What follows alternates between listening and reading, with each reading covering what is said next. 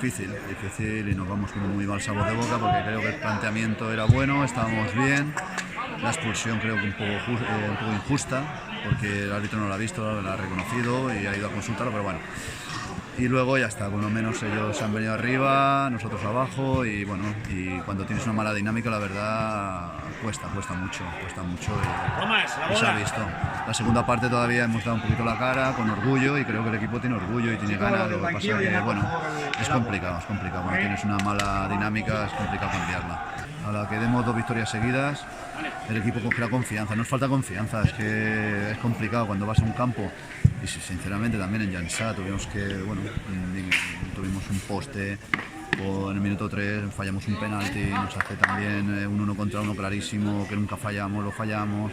llegan ellos, te hacen el primer gol, te vienes abajo, son chavales jóvenes y esta categoría es muy exigente y los detalles cuentan 100%. Yo creo que anímicamente, tenemos que animarnos, tenemos que salir para adelante como sea. Yo creo que es más de ánimo, de autoconfianza, de ganas, ganas no, sino de más que nada de confiança.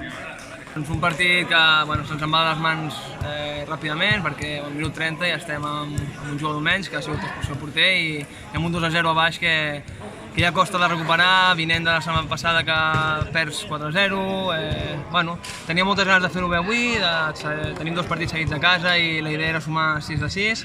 i bé, molt d'hores ens ha torçat tot i la gent ha baixat una miqueta anímicament també. Tot i l'esforç i les ganes no han sortit les coses, ells s'han motivat, s'han anat sumant i te'n vas 3-0 a mitja part amb un jugador menys.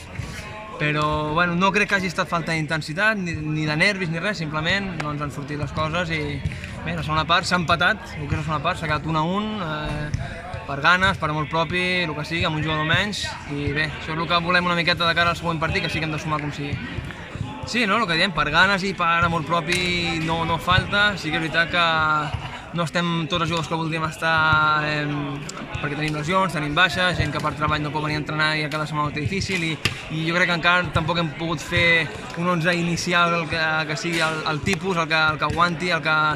Bé, aquesta setmana teníem baixa de Carlos Gómez, de Chema, de Salmo Altimora,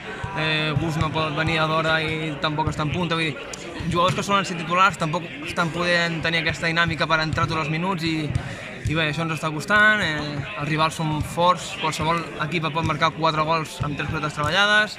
també els podem fer nosaltres, la setmana passada perdem 4-0, però sí que és veritat que pots fer 4-5 gols també i no entren per el que sigui, no?